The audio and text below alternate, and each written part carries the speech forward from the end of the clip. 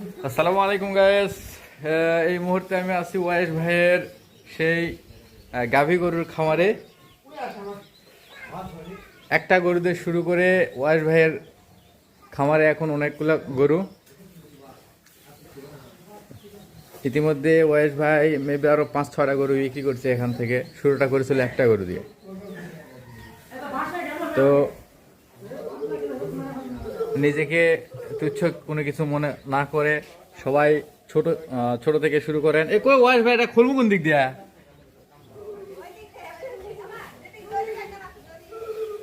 যাই হোক, ওয়াইস ভাইয়ের খামারে চলে আসছি। ওয়াইস ভাইয়ের কিছুদিন আগে ওয়াইস ভাই নিয়ে একটা ভিডিও ছাড়ছিলাম, হচ্ছে তার হলো ঘাসের জমি থেকে। আর এখন আমি ওয়াইস ভাইয়ের একদম খামারে চলে আসছি। এটা হচ্ছে ওয়াইস ভাইয়ের খামার। কোনো কিছু করার ইচ্ছা থাকলে আসলে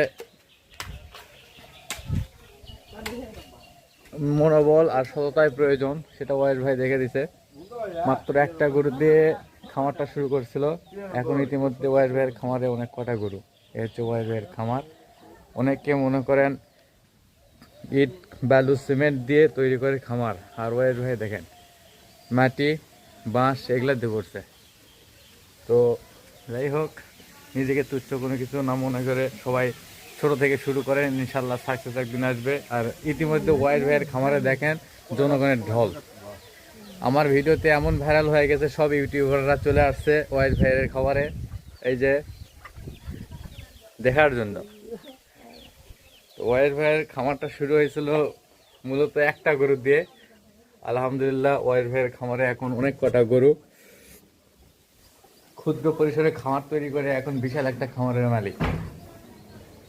মোটামুটি ওয়াইস ভাইয়ের খামারে এখন 7টা গরু আছে। আর এখান থেকে ওয়াইস ভাই গরু বিক্রি করছে 5 থেকে 6টা। যাই হোক, ওয়াইস ভাইয়ের খামার আরও প্রসারিত হোক এই আশা ব্যক্ত করে আজকের ভিডিও শেষ করছি। আসসালামু আলাইকুম।